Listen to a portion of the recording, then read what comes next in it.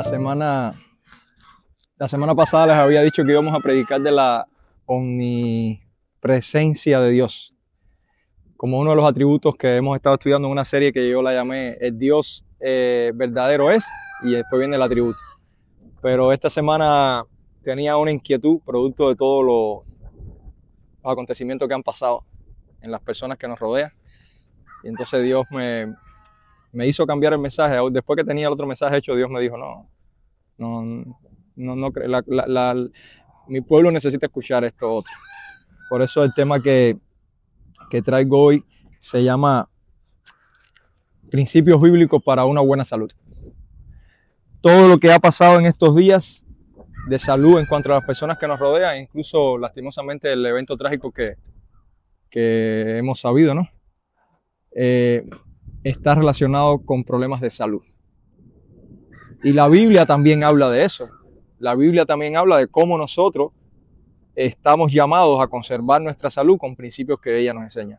Difícilmente en una prédica pueda hablar de todo lo que dice la Biblia con respecto a esto, pero sí vamos a hablar de algunos principios básicos con respecto a la salud, porque de una forma u otra todos nos hemos enfermado alguna vez en la vida. De hecho, las estadísticas dicen que una persona promedio en cualquier parte del mundo se puede enfermar 4 veces al año, desde una simple gripe hasta una condición mucho más complicada. ¿Cuál es el concepto de salud que uno puede encontrar, o de enfermedad?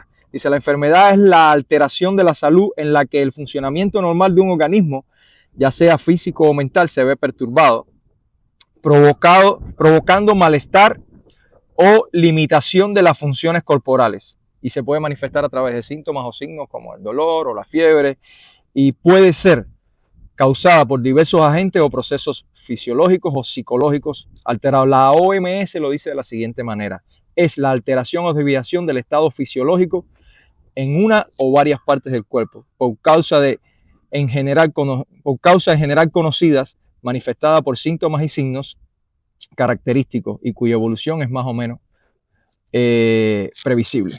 Ahora bien, si la enfermedad es algo malo, y la Biblia dice en Génesis que todo lo que Dios creó era bueno en gran manera, ¿por qué entonces enfermamos? Esa es una pregunta. ¿Por qué, si todo lo que Dios creó era bueno en gran manera, por qué enfermamos? Hay personas que me preguntan, bueno, ¿y por qué Dios creó la enfermedad? Si es que Dios la creó. Y otra pregunta importante es, no solo si la creó o no, ¿por qué Dios permite la enfermedad? Sobre todo en sus siervos, en las personas que son fieles a Dios, y tú los ves atravesando condiciones de salud tan críticas y son personas fieles a Dios. Aunque la ciencia puede hablar de causas etiológicas, o sea, específicas, directas de una enfermedad, de estadísticas, de cifras, nadie fuera de la Biblia nos puede hablar tan claro de la causa primaria de cómo la enfermedad entró al mundo. Con solo revisar Génesis nos damos cuenta lo que pasó. El hombre fue creado en perfección, cero enfermedad, un ambiente controlado, un ambiente ideal para ese momento de la creación. Y dice que cuando el hombre peca, todo cae y todo se distorsiona.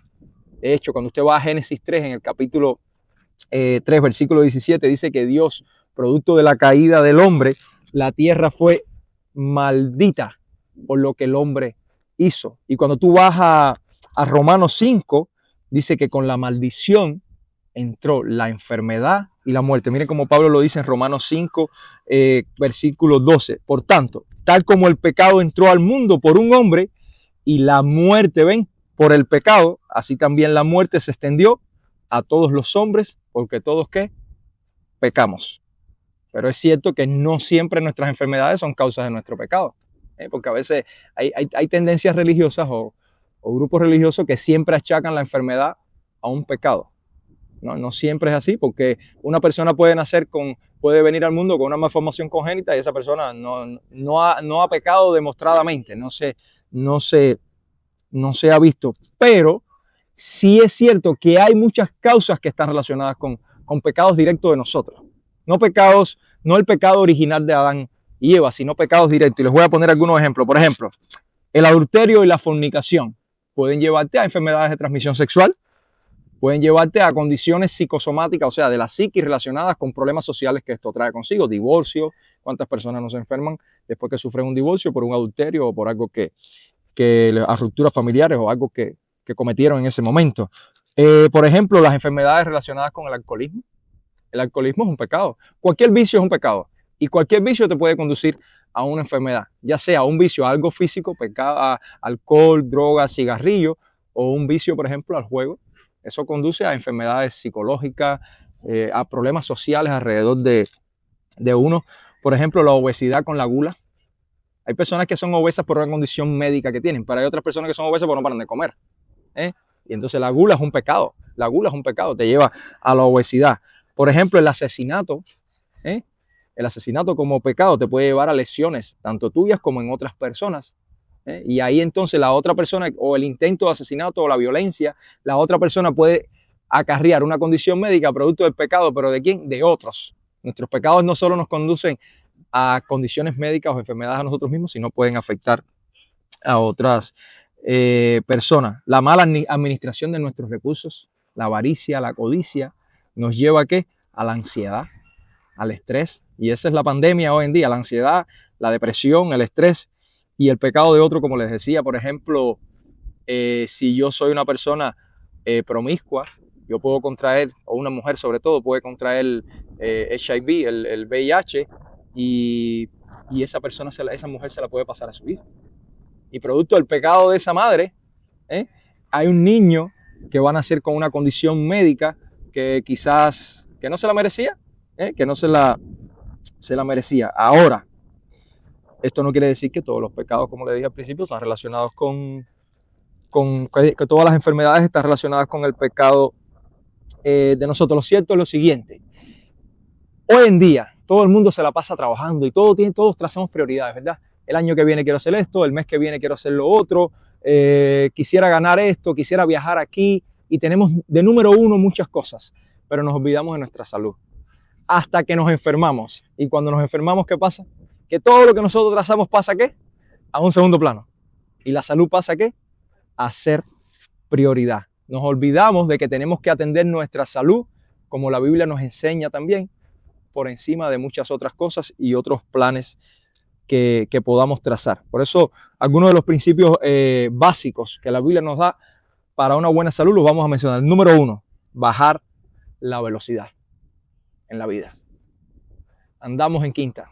La velocidad de la carretera siempre es a 35, nosotros vamos a 40, 45. Aceleramos en nuestros proyectos, todo lo queremos para ayer.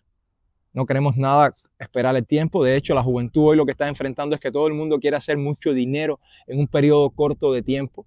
Los que fundaron las grandes compañías de este país tenían la virtud de esperar, de recibir la ganancia con paciencia y a largo plazo, pero hoy no. Hoy todo el mundo anda acelerado. En estos videos que he hecho estos días relacionados con ChatGPT, yo le había preguntado eso de si él fuera el diablo, ¿qué haría en la sociedad? Y esto lo voy a insertar aquí, dice que él decía, ChatGPT me dijo que si él fuera el diablo le diría, dice, les daré pantallas, ruidos, tareas interminables hasta que el silencio les parezca insoportable.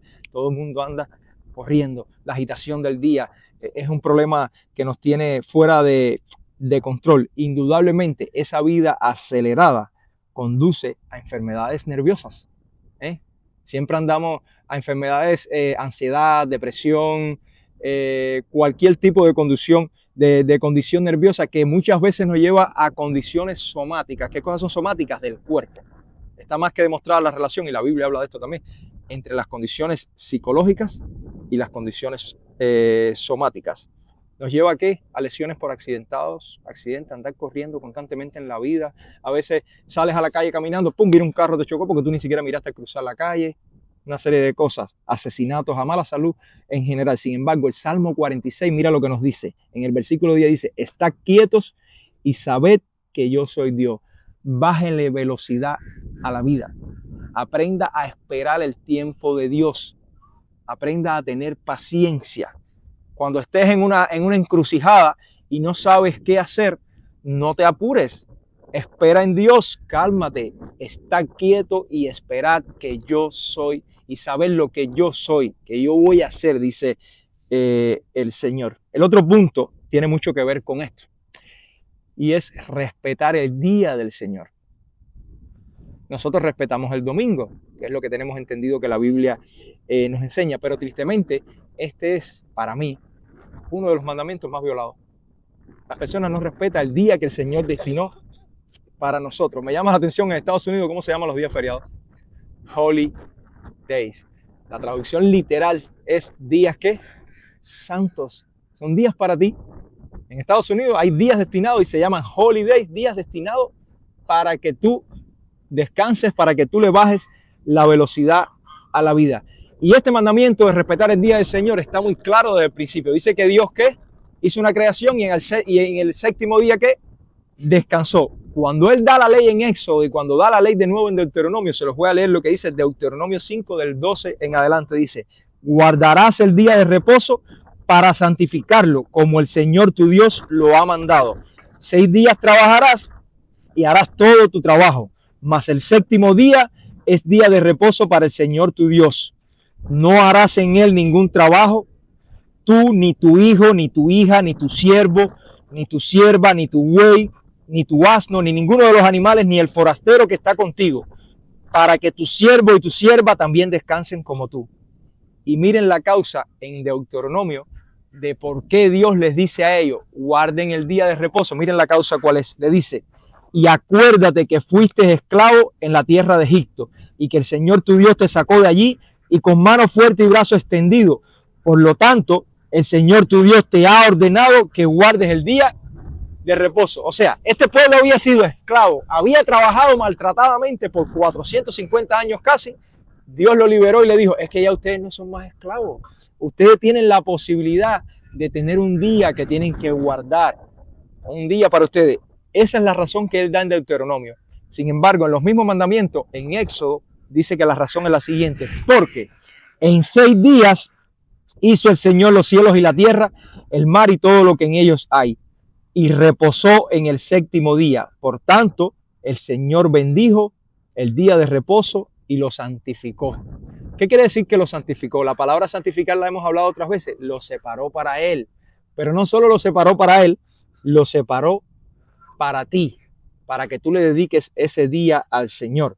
Pero es un día de descanso para irse de rumba, y andar de rumba en rumba. Si la gente dice, ay, es lunes y estoy más cansado que cuando empecé el lunes anterior. Claro, si nos pasamos el fin de semana acelerado, nos vamos de fiesta, nos vamos de rumba. Los que se dedican a beber descomunalmente no pueden estar descansados el lunes para la primera semana si tú ni siquiera de los 2 días que te da el fin de semana descansaste un día para que tú puedas estar listo.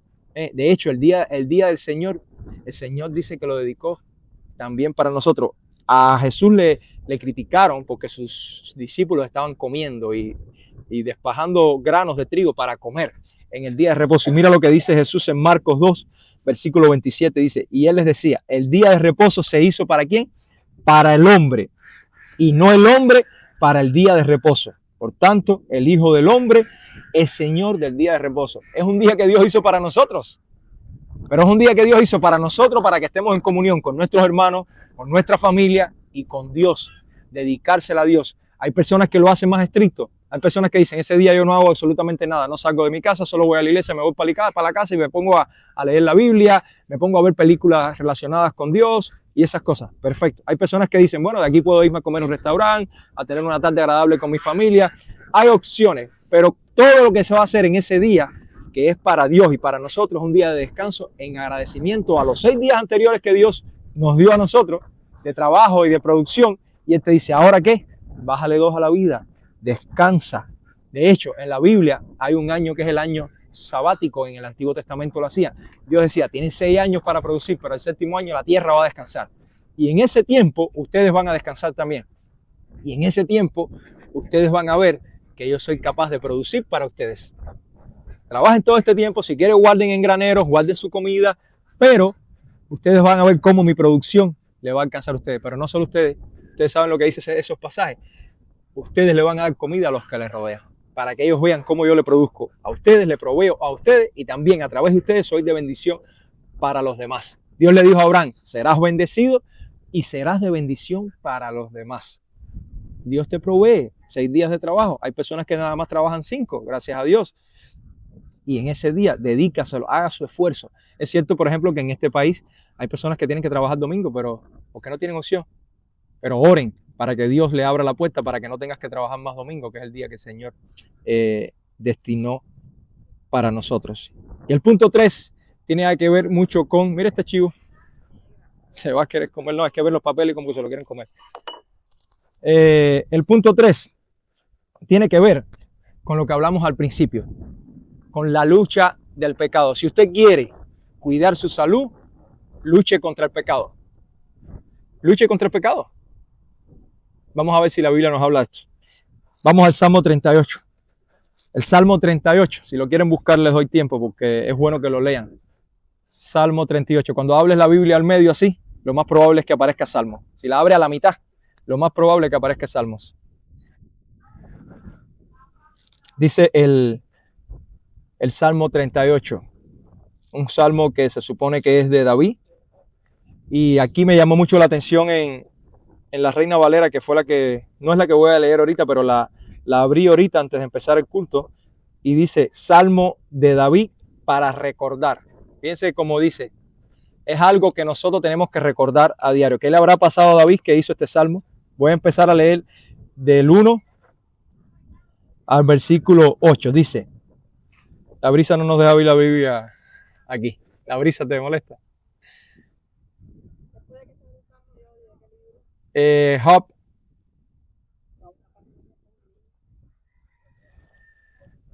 Está más adelante. Ok, lo voy a ir leyendo de todas maneras.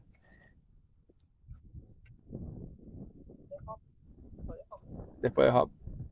Es literatura de sabiduría.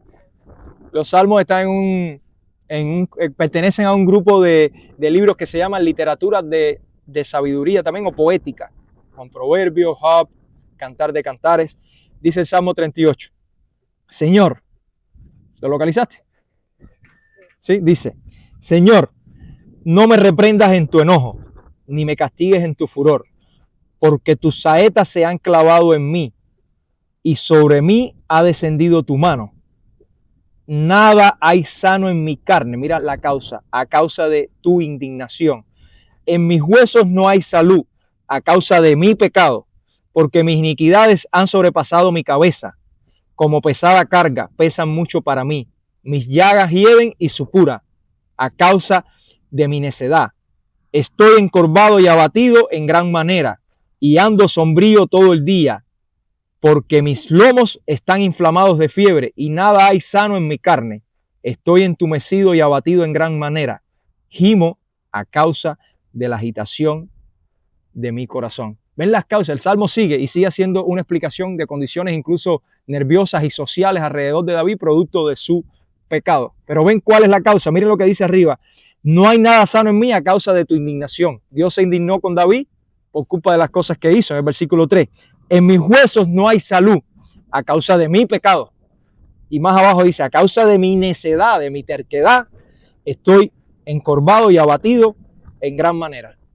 ¿Ven la relación que puede haber directa entre nuestros pecados y la condición de salud? Por eso una de las enseñanzas básicas de hoy es apártate de tu pecado para que vivas una vida más sana. Menos alcohol, menos riesgos de enfermedades en general, de todo tipo, estomacales, hepáticas, menos cigarro, menos problemas de los pulmones, menos probabilidades de contraer cáncer de pulmón, menos droga, menos riesgo de enfermedades relacionadas con droga, menos sexo fuera del matrimonio, menos condiciones como enfermedades de transmisión sexual, problemas sociales, embarazos antes de tiempos o indeseados, menos mentiras y menos robo, más conciencia tranquila sobre mi almohada.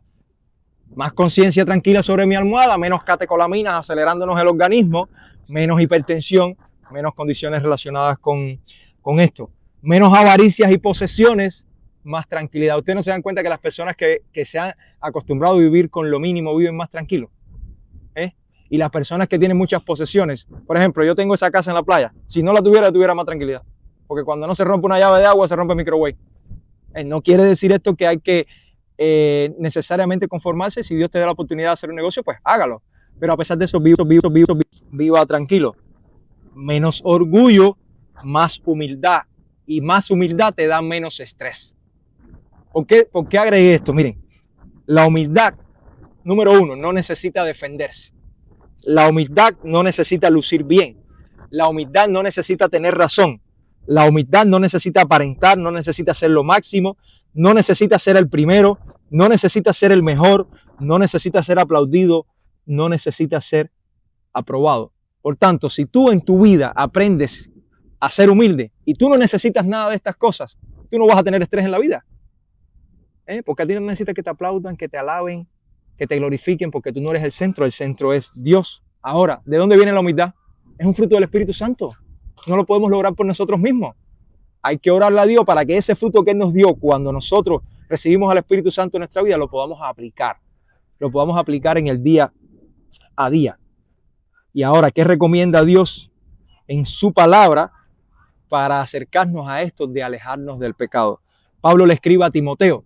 Y en Timoteo capítulo 4 del 8 al 9, la carta de Timoteo es una carta pastoral, pero nos aplica a todo. Dice, más bien Timoteo le dice, disciplínate a ti mismo para la piedad. ¿Qué cosa es la piedad? La palabra griega es un nombre que en Cuba quizás conocemos, Eusebia. Yo conozco gente que se llama Eusebia, tenemos una tía de mis hijos que se llama Eusebia. Eso es lo que quiere decir piedad. Ahora, la piedad quiere decir vivir acorde a Dios. Pablo le estaba diciendo a Timoteo, Timoteo, disciplínate a ti mismo. ¿Para qué? Para vivir acorde a Dios, dice, porque el ejercicio físico aprovecha poco. Fíjate, Pablo dice, no, el ejercicio físico aprovecha, pero poco cuando lo comparas ¿con quién? Con la piedad. Pero la piedad es provechosa para todo, pues tiene promesa para la vida presente y también para la vida futura.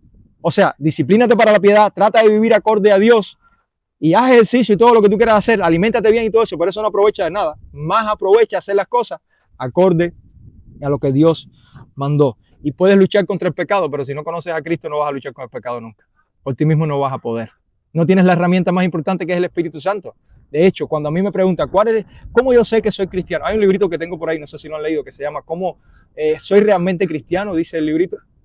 Me lo piden si les gustaría leerlo después. La principal cosa que yo veo en una persona que realmente se ha convertido es su lucha contra el pecado. Realmente lucha constantemente con el pecado. ¿Por qué? Porque el Espíritu Santo viene a tu vida ¿qué? A convencerte de pecado. Y cuando te convence de pecado, tú te vas a dar cuenta y identificar todas las cosas que no le agradan a Dios. De hecho, miren el final del Salmo 38, el versículo 21 y 22, lo que dice, Señor, ¿a quién se le pide realmente esa lucha? A Dios dice, Señor, no me abandones, oh Señor, Dios mío, no estés lejos de mí. Apresúrate a socorrerme, oh Señor, salvación mía. Es una batalla que no podemos llevar por nosotros mismos. Imposible que la podamos llevar por nosotros mismos. Necesitamos del Espíritu Santo, necesitamos de Dios en nuestra vida para llevar esa batalla, sabiendo que luchamos contra el pecado y luchando contra el pecado estamos tratando de servir mejor a nuestra salud, de ayudarnos mejor a nuestra salud física, a nuestra salud mental. El otro punto que les traía, abstenerse de todo exceso. Hay un dicho que dice que todo en exceso ¿qué? Es malo. Abstenerse de todo en exceso. Pablo, en esta misma carta a Timoteo, capítulo 4, miren lo que dice. Dice, porque todo lo creado por Dios, y esto incluye, él está hablando de alimento y de casarse, porque le estaban prohibiendo a los judíos en esa área, a los convertidos, que no comieran cierto tipo de alimentos porque eran dados a los dioses, no sé qué, que no debían casarse porque eran pecaminosos. Y Pablo le dice, todo lo creado por Dios, absolutamente todo es bueno y nada se debe rechazar si se recibe con acción de gracia. O sea, Dios creó todo y de todo lo que Dios creó es bueno y nada se debe rechazar. Hablando en este caso de la comida y del matrimonio. Ahora, tiene que hacer todo esto ¿qué? Con acción de gracias. Con acción de gracia. Aliméntese, disfrute de todo, pero con acción de gracia. Ahora, en esa misma carta, en el capítulo 6, dice Pablo, en el versículo 17, le está hablando a los ricos, dice, a los ricos en este mundo enséñales que no sean altaneros ni pongan su esperanza en las incertidumbres de las riquezas, sino en Dios. Y miren lo que dice, Dios da, el cual nos da abundantemente todas las cosas, pero con un objetivo, dice, para que las disfrutemos, para que las disfrutemos.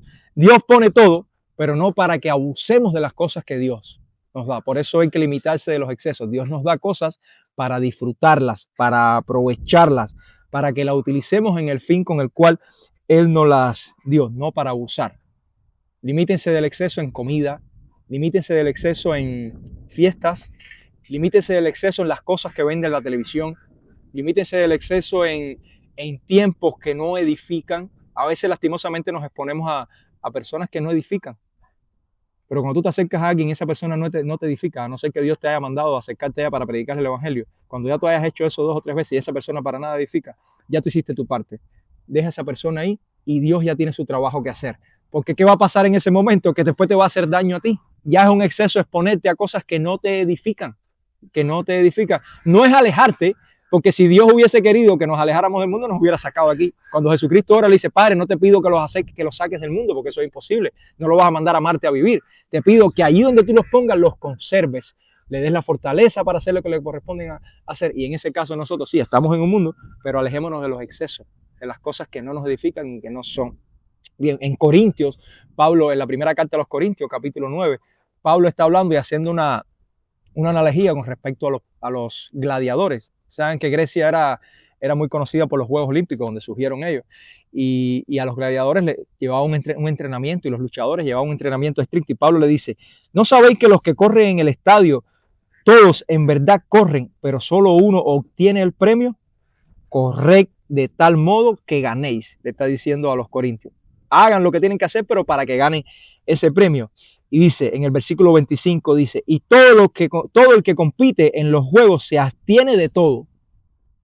Cuando uno va a competir, sobre todo los deportes de combate, hay que pesarse, ¿no? Y tú te subes en la balanza, tienes que abstenerte de muchas cosas para cuando subas a la balanza, sí, cuando subes a la balanza estés en el peso para poder competir. Pero no solo eso, tienes que abstenerte de bebida, tienes que abstenerte de relaciones, incluso sexuales, antes de muchas cosas, de estrés que no te hace nada, de televisión, de muchas cosas. Él le dice, bueno, ustedes saben que todo el que compite se abstiene de todo. Ahora, ellos lo hacen para recibir una corona corruptible, pero nosotros una incorruptible. Por tanto, yo de esta manera corro. Ahora está hablando, pasa a hablar del corredor.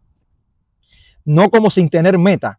De esta manera peleo, no como dando golpes al aire, sino que golpeo mi cuerpo. ¿Qué quiere decir que golpeo mi cuerpo? Esto lastimosamente años atrás las personas los tomaban literal y se daban latigazos. No, Pablo dice, disciplino mi cuerpo. Me elimino de todo exceso en mi vida, pero disciplino mi cuerpo. ¿Para qué? Como le dijo a Timoteo, para la piedad. Disciplino mi cuerpo para hacer las cosas que le agradan a Dios. Y luego dice, y lo hago mi esclavo. Tú no puedes ser esclavo de tus deseos, tú no puedes ser esclavo de tus pasiones. Tus cosas tienen que servirte a ti. Tu carro tiene que servirte a ti. Tu reloj tiene que servirte a ti. Tu teléfono tiene que servirte a ti. Tú no puedes ser esclavo de esas cosas. Esas son cosas y las cosas están hechas para profanarlas. Ay, se me rayaron el carro. Bueno, el carro no pasó nada. Ay, me robaron tal cosa. No pasó nada. Si a ti te roban algo, o se te pierde algo, o Dios no te permite algo en la vida, es porque Dios sabe que tú no lo necesitas. Porque si Dios supiera que eso es imprescindible para tu relación con Él, que es lo más importante, Dios no te lo quita. Ahora, si Dios entiende que eso no te hace bien en tu vida física, para tu salud o para tu relación con Él, lo más probable es que Dios te lo va a eliminar de la vida. Y cuando Dios te elimine eso, dale gracias. Estábamos hablando de la casa. Dale gracias, porque tú no sabes por qué Dios te quitó eso del camino. Dale gracias. Ustedes saben cuándo se van a dar cuenta. Cuando pase el tiempo y mires para atrás y digas, la voluntad de Dios, la buena voluntad de Dios era ¿qué? Agradable y perfecta. Ahora es que la puedo ver. Perjudique, eliminen todo, de todo lo que te perjudica, todo el exceso, saquen eso de su vida. Quinto punto. Este es uno de los que más nos rompe la cabeza. La Biblia, fíjate que no busque una palabra más bonita que afanarse. No te afanes por el mañana. Afanes, en otras traducciones, no estés ansioso por el mañana. En otras traducciones, no te preocupes. Y tú dices, ¿cómo no me voy a preocupar? No.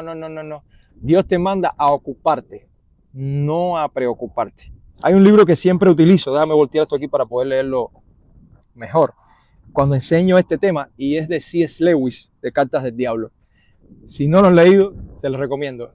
Yo se los puedo imprimir y regalarse para que lo entienda. Es como, C.S. Lewis hizo como algo curioso, cómo Satanás trabaja en nuestra vida, para que tú aprendas cómo él hace las cosas y tú sepas cómo defenderte. No supera la Biblia, por supuesto, en la enseñanza, pero te da una idea de cómo. Entonces, C.S. Lewis, en una de las cartas del diablo a su sobrino, dándole orientaciones de cómo tiene que trabajar con su paciente, porque él le llama a su paciente, dice que nosotros tenemos un demonio que nos, sobre todo a los cristianos, fastidiándonos la vida, le dice lo siguiente: desde luego el enemigo, imagínate que el enemigo es Dios, es un diablo hablando. Desde luego Dios, el enemigo, quiere que los hombres piensen también en el futuro, pero solo en la medida en que sea necesario para planear ahora los actos de justicia o caridad que serán probablemente su deber mañana. Eso es lo que él dice. Dios quiere que nosotros pensemos en el futuro, pero para planear los actos de caridad que vamos a hacer. Continúa. El deber de planear el trabajo el día siguiente es deber de hoy. Aunque su material está tomado prestado del futuro, el deber, como todos los deberes, está en el presente. Y me viene a la mente José. José le dijo a Faraón, van a venir 7 años de abundancia y después van a venir, ¿qué? 7 años de hambre. Vamos a prepararnos ahora para los 7 años de hambre. El futuro tú lo tienes que preparar hoy. Por tanto, tú tienes que concentrarse en el hoy. No mañana, en hacer hoy lo que te corresponde. Y dice, continúa así el Lewis describiendo, dice, esto ahora es como partir una paja.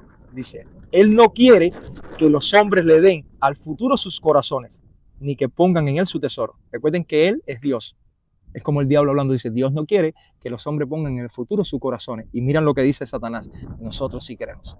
Nosotros sí queremos que pongan en el futuro su corazón. Ahora dice de Dios, dice, su ideal, el de Dios, es un hombre que después de haber trabajado todo el día por el bien de la posteridad, si esa es su vocación, lava su mente del tema, encomienda el resultado al cielo y vuelve al instante a la paciencia o gratitud que exige el momento que está atravesando. ¿Entendieron lo que está diciendo C.S. Lewis y lo que quiere Satanás de nosotros? Que no hagamos caso, que lo que Dios espera de nosotros es que vivamos el día de hoy, ok, trabajemos, vamos a producir, pero pongamos las cosas en manos de Dios, nos olvidemos, lo dejemos ahí y nos concentremos en hoy de nuevo. Y demos gracias por lo que Dios va a hacer, sea lo que sea. Sea lo que sea. Ese libro yo se los voy a imprimir, porque está espectacular para que nosotros entendamos cómo vivir nuestra vida y cómo estamos siendo atacados constantemente. Pero quien mejor habló de esto fue Jesucristo. Nuestro Señor Jesucristo fue el que mejor habló de la ansiedad. En Mateo 6, donde mismo estábamos leyendo el Padre Nuestro, pero en el versículo 34, incluso antes, voy a leer nada más el final de ese versículo, dice, Jesús está hablando de la ansiedad en varias cosas. Le dice, mira, ni siquiera te preocupes por la comida. Ustedes se imaginan, cosas básicas. Ni siquiera te preocupes por qué vas a beber, qué vas a comer. Ni siquiera te preocupes por qué vas a vestir. Dice, si Salomón, dice, si los lirios del campo se visten así tan bellos y ellos no producen nada, tienen más gloria incluso con su vestimenta que Salomón. No te preocupes tú por nada. En el versículo 34 de Mateo 6 dice lo siguiente. Por tanto, no os preocupéis por el día de mañana, porque cada día, dice, porque el día de mañana se cuidará de sí mismo. Bástale a cada día sus propios problemas. Ustedes saben otras traducciones, ¿qué es lo que dice? Versículo 6, capítulo 6, versículo 34. Ustedes saben otras traducciones, ¿qué es lo que dice? Bástele a su día su propio mal. Mal. O sea, los días son malos. ¿Qué dice la Biblia? Estén atentos porque corren días malos. Bástale al día su propio mal. Hermanos míos, no se preocupe por nada. Ocúpase de vivir el hoy. No se preocupe por las escuelas, por las cosas que van a pasar mañana. Ocúpense en el hoy. No se estresen. Dios provee todo lo necesario. La preocupación generalmente es futurista. ¿Ustedes no les ha pasado que empiezan a hacer cálculos y cosas y a preocuparse y al final nada de lo que está en tu mente ocurre?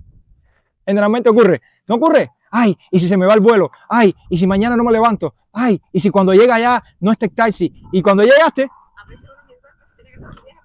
No, cuando llegaste puede que te hayas muerto del infarto. Yo le dije a alguien un día, creo que lo mencioné el otro día, le dije, mira, lo más probable es que te muera del infarto y de la presión alta que de ese cáncer. Lo más probable es que te mueras de eso con el estrés que lleva. No te preocupes, ocúpate en el hoy. No te preocupes. La preocupación es especulativa. ¿Qué quiere decir especulativa? Que empezamos a divagar, a pensar cosas que no tienen que ver. Jesús en Lucas 12, versículo 16, Jesús le dice, también le refirió una parábola, hablando a un hombre que se le acercó, preguntándole algo de las riquezas, ¿no? Y le dice, la tierra del cielo, dice, la tierra de cierto hombre rico había producido mucho y pensaba dentro de sí diciendo, ¿qué haré ya que no tengo dónde almacenar mis cosechas? Versículo 18 dice, entonces dijo, el hombre especuló, le dijo, esto haré, derribaré mis graneros, edificaré otros más grandes y allí almacenaré todo mi grano y mis bienes. y diré a mi alma, alma, tienes muchos bienes depositados para muchos años, descansa. Miren lo que estaba pensando el hombre, ya acumulé muchas cosas para muchos años, así que ahora descansa, come, bebe, diviértate. En el versículo 20, pero Dios le dijo, necio, esta misma noche te reclaman tu alma. Y ahora, ¿para quién será lo que has provisto? Así el que acumula tesoros para sí y no es rico para con Dios. Esa persona que se encarga de preocuparse de más en el futuro, fíjate que le dice, necio, ¿para qué te partes la cabeza? ¿Por qué tanto vas a hacer? Y al final ni siquiera lo hiciste para la gloria de Dios. Porque era, acumulé ¿para qué? Para beber, para divertirme, ni siquiera para la gloria de Dios, ni siquiera para proveer para los años difíciles. Dios le dice, necio, hoy mismo te toca morir. ¿Para qué te estresas? Si no sabemos si vamos a amanecer. ¿Para qué nos estresamos con qué va a pasar si nosotros no sabemos cómo vamos a amanecer mañana? No, que mañana tengo que levantarme para trabajar. Ni siquiera sabes si vas a amanecer con un ojo hinchado. ¿Cuántas veces te has acostado en perfectas condiciones y al otro día te duele un oído? Y amaneciste hecho triza al cuello, mil cosas, viviendo por el día de mañana. ¿Cuánto más por pasado mañana? ¿Cuánto más por el mes que viene? ¿Cuánto más por el año que viene? Vivamos cada uno nuestro día. La preocupación es destructiva. Miren lo que dice Proverbios 12:25. La ansiedad en el corazón del hombre lo deprime. La ansiedad en el corazón del hombre lo deprime. Y la ansiedad muchas veces viene ¿de qué? De preocuparse excesivamente. De preocuparse excesivamente.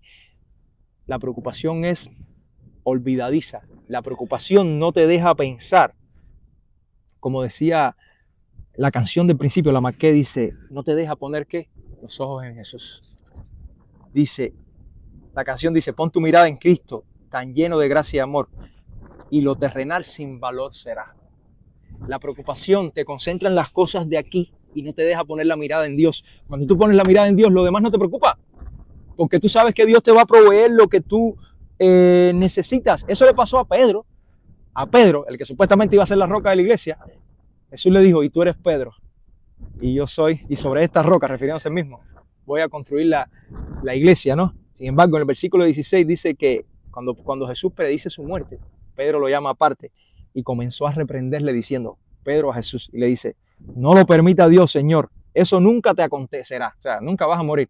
Como Jesús tenía los ojos en el cielo y sabía lo que venía a hacer, le dice, pero volviéndose él, o sea, Jesús le dijo a Pedro, quítate delante de mí, Satanás, me eres piedra de tropiezo, porque no estás pensando en las cosas de Dios, sino en las cosas de los hombres. Porque la preocupación se olvida de lo importante que es las cosas, después lo recogemos, las cosas de Dios y no las cosas de los hombres. El plan de Dios es lo más importante en tu vida. ¿Quieren que le diga algo más fuerte? La preocupación es pecado. Esa preocupación excesiva es pecado. ¿Por qué? Porque la preocupación te lleva a dudar de lo que Dios te puede proveer. La preocupación te lleva a olvidarte de los atributos de Dios que hemos mencionado. La preocupación te lleva a olvidarte de que Dios es omnisciente, de que Dios lo conoce todo. La preocupación te lleva a olvidarte de que Dios es omnipotente, que Él lo puede todo para resolver tu situación. La preocupación te lleva a olvidarte que Dios está contigo, es omnipresente, de lo que vamos a predicar la semana que viene, que ahí donde tú estás pasando trabajo y lo que tú estás pensando, si estás enfermo, lo que sea, Dios está contigo. Entonces tú te estresas y dices, este Dios no está conmigo, Dios no puede proveerme, Dios no tiene el poder.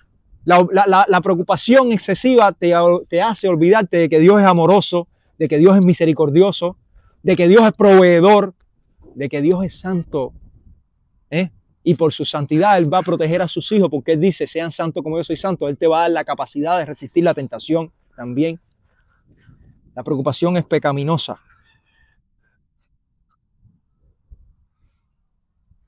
La preocupación te enferma. Físicamente también, psíquica y físicamente. Médicamente, la cantidad de catecolamina que se liberan en el organismo cuando uno está en un periodo de ansiedad es tanta que si tienes un pequeño aneurisma cerebral se va a reventar, que te va a dar un infarto cardíaco, que muchas cosas secundarias te van a... Les voy a dejar algunos, miren lo que dice Proverbios 17. No hay mejor medicina, Proverbios 17, versículo 22.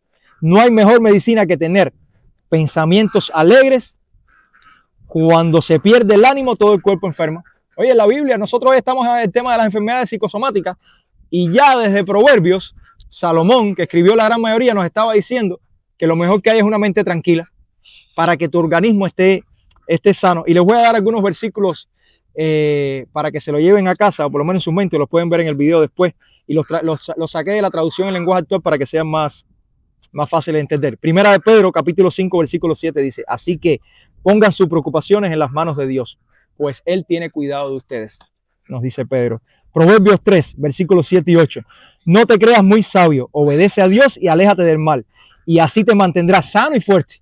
Fíjate, obedece a Dios, aléjate del mal para que te mantengas sano y fuerte. ¿Y cuál es el antídoto principal que yo he leído en la Biblia para la ansiedad? El mejor de todos está en Filipenses 4.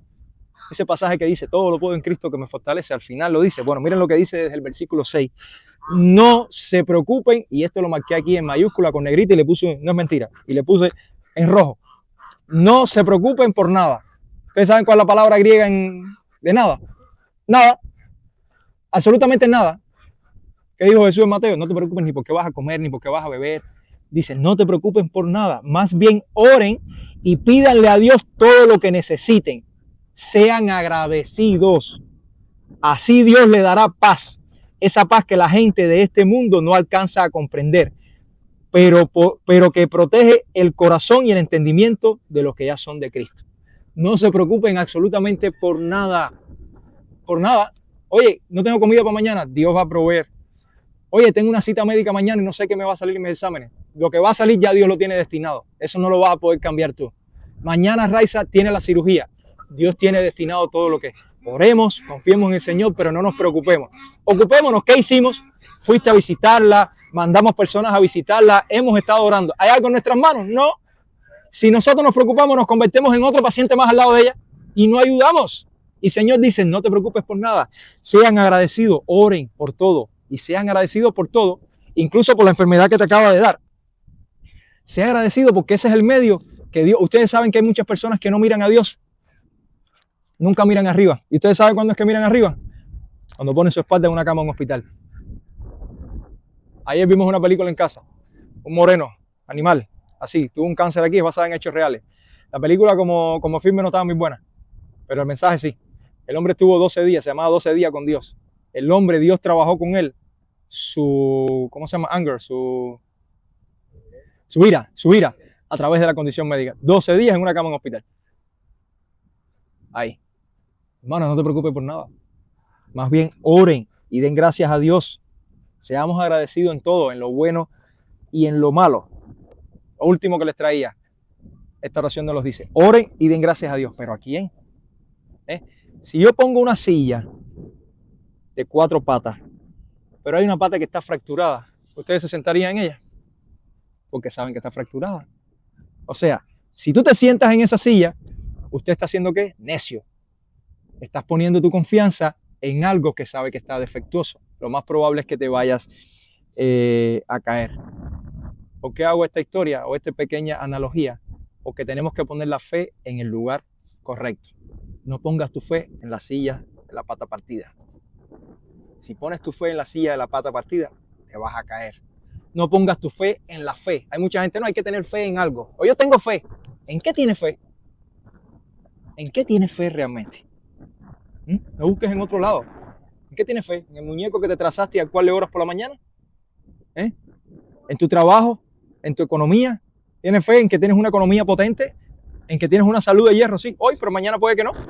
Entonces la gente pone la fe en el lugar incorrecto. La Biblia dice, no hay nombre dado a los hombres en el cual podamos ser salvos.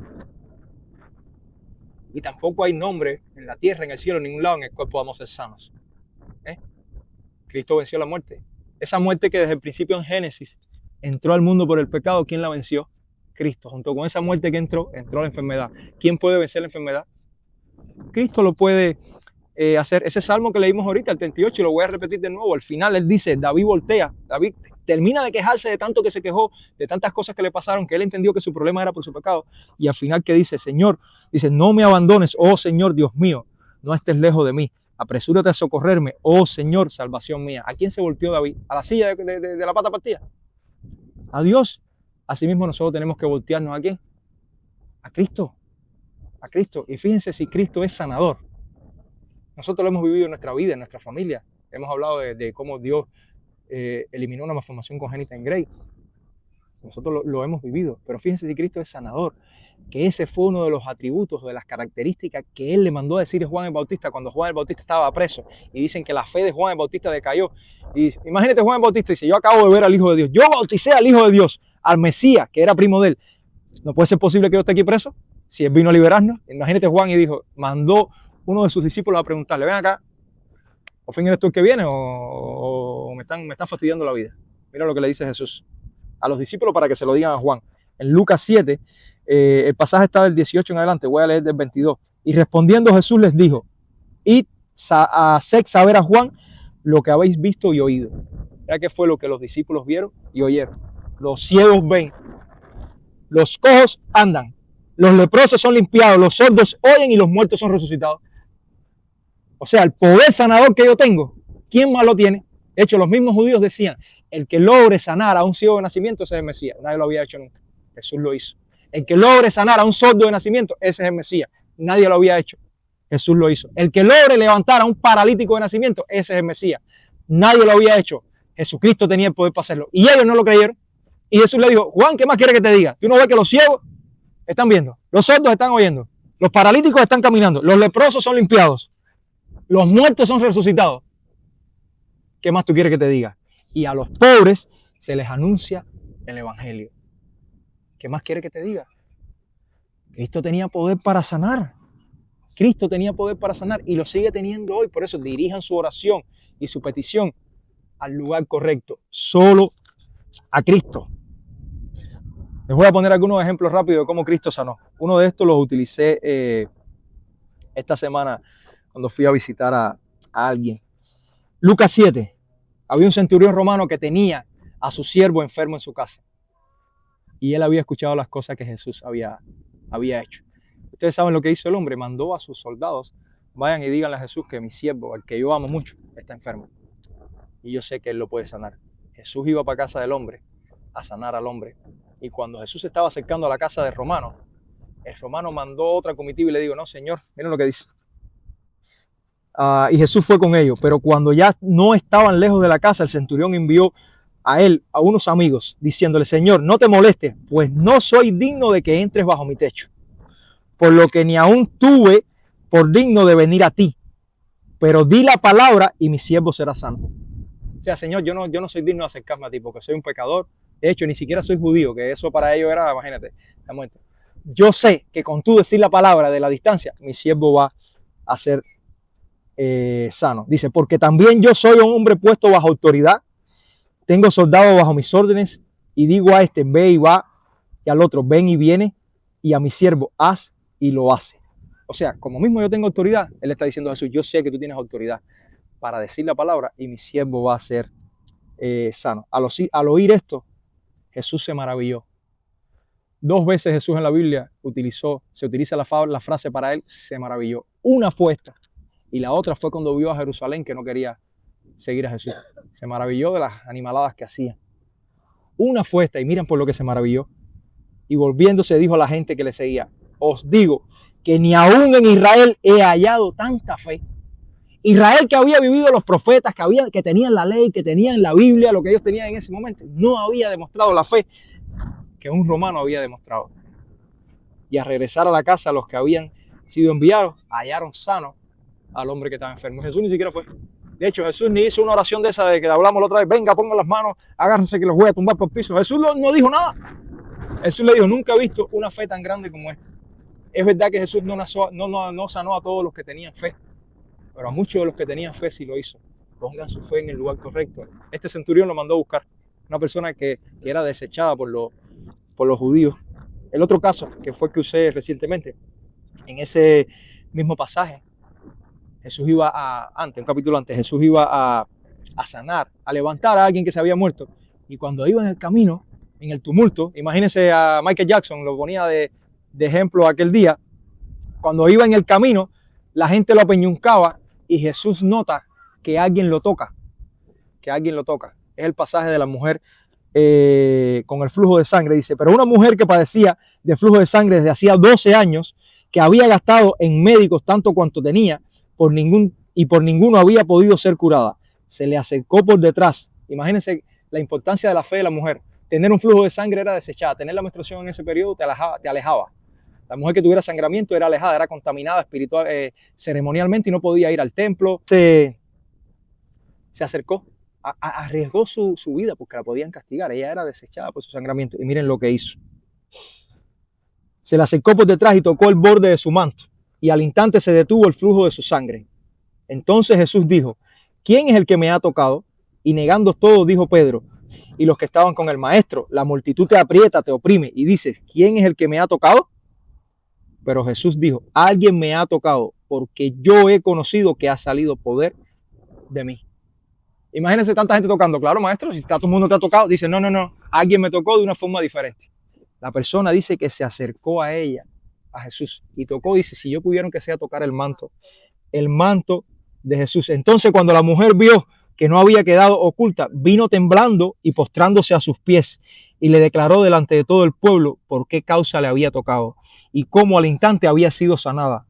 Imagínense que al momento ella se dé cuenta, porque tú puedes tener una condición y te aparezca, y no es hoy mismo que tú sientes. Ella sintió la sanación al momento, y él le dijo: hija, tu fe te ha salvado. Ve en paz. ¿En quién puso la fe la mujer? ¿En el templo judío? ¿En el sacerdote judío? ¿En el pastor de la iglesia? No. 12 años con un sangramiento y no se le quitaba. Ella puso la fe ¿qué? En Cristo. En Cristo. Juan se enferma.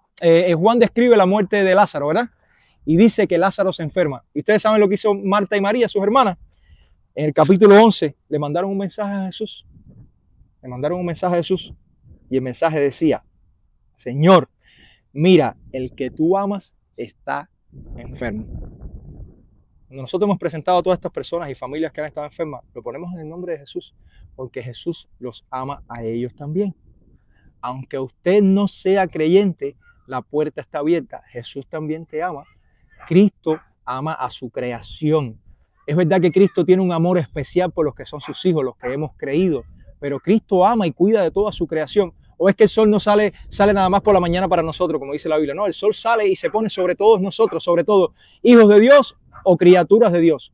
Sobre todo se pone el sol. Ahora, es cierto que Jesús no siempre sana a todo el mundo, porque Jesús caminó esa tierra y no sanó a todo el mundo. De hecho, sanó a muchas personas que nunca demostraron fe.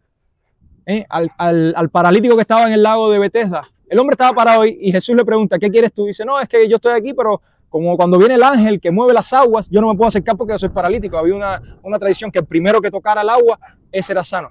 Y Jesús le dice: ¿pero qué tú quieres? Y el tipo no le decía nada. Jesús lo sanó sin él pedirle y sin tener fe. Sin embargo, hay muchas personas hoy en día que tienen fe y Jesús no lo sana. No lo sana, ¿verdad? Porque si no, todos estuviéramos sanos de todas nuestras dolencias. ¿Pero por qué? Hay un beneficio superior. Hay un beneficio superior a la sanidad en todos esos momentos. El pasaje que leímos hace rato lo voy a leer de otra versión, el de Filipenses 4. Cuando tú pones tu fe, tú le oras a Dios, tú le das gracias a pesar de la dificultad.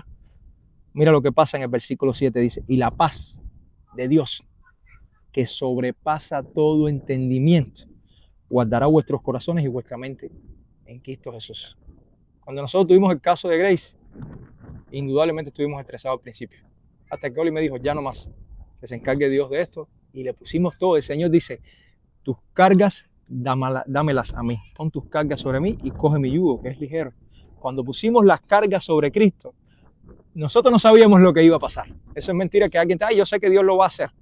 No, tú nunca sabes lo que Dios va a hacer. Tú puedes tener fe, pero no estás seguro porque no sabes cuál es el plan de Dios. Ahora, lo que sí pasó fue que la paz que sobrepasa todo entendimiento abundó en nuestra vida, al punto que todo el mundo se da cuenta. ¿Cómo pueden estar tranquilos teniendo lo que está pasando? Y eso es un buen testimonio para los demás, que es otra cosa que Dios nos mandó a hacer. Ahora, esa paz, ¿de quién viene? Del Espíritu Santo. Cuando tú vas al fruto del Espíritu Santo, amor, gozo, paz. No la podemos recibir si no nos hemos convertido, si no hemos creído en Cristo. Cuando tú te conviertes y crees, Dios te da esa paz que tú vas a poner en práctica muchas veces de tu vida. Tú pides paciencia, Dios te va a poner la oportunidad para que tú demuestres paciencia. Tú pides humildad, Dios te va a dar oportunidades para demostrar y para ejercitar tu humildad. Tú quieres paz en tu vida, pues la única forma de que tú puedas expresar paz es que vengan las tormentas y tú digas: a pesar de esta brisa que me está metiendo el polvo en los ojos, tengo que tener paz. Hay que tener paz. Hermanos, les repito, no pongamos nuestra fe en el lugar incorrecto, solo en Cristo. Y recuerden que la salud no es solamente para sentirse bien. Número 1, estamos obligados y mandados a cuidar nuestra salud porque somos templo del Espíritu Santo. Eso es lo primero. Nosotros somos el templo en el cual el Espíritu viene a vivir. Y dice que si tú agredes al Espíritu, el Espíritu te va a agredir a ti. Si tú te dedicas al alcohol, al cigarro, a las drogas, a cuanto pecado hay, usted está atacando el templo del Espíritu Santo. Y dice que el Espíritu también te va a atacar a ti por atacar su templo. Nosotros somos templo, tenemos que cuidar el cuerpo, que es el templo del Espíritu Santo. Y lo otro, cada uno de nosotros, que Oli me dio el hincapié para esto, tiene un propósito en la vida. Los niños tienen propósito en la vida. Los adultos tienen propósito, los viejitos todos tienen un propósito en su vida. Para nosotros poder cumplir el propósito que Dios nos dio, indudablemente es mejor tener una buena salud. Por tanto, usted ha sido llamado por Dios a hacer cualquier cosa. Hoy no lo has identificado. Señora, ¿a qué tú me llamaste? ¿A qué tú me llamaste en medio de la nada? Algo te llamó Dios y Dios espera que tú lo cumplas. Y para tú cumplir ese propósito, usted está llamado a tener una buena salud y a cuidar el templo de Dios. Creo que son enseñanzas que podemos aplicar a nuestra vida. Pero son enseñanzas, como les decía, que no podemos aplicar solos.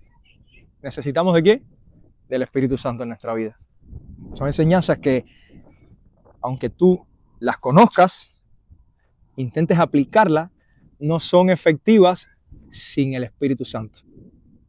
Porque no vas a tener el poder. ¿Qué le dijo Dios a Zorobabel? Mira, Zorobabel, no te preocupes, es que no es por ti. No es con tu espada ni con tu ejército. Es con el poder de mi Espíritu.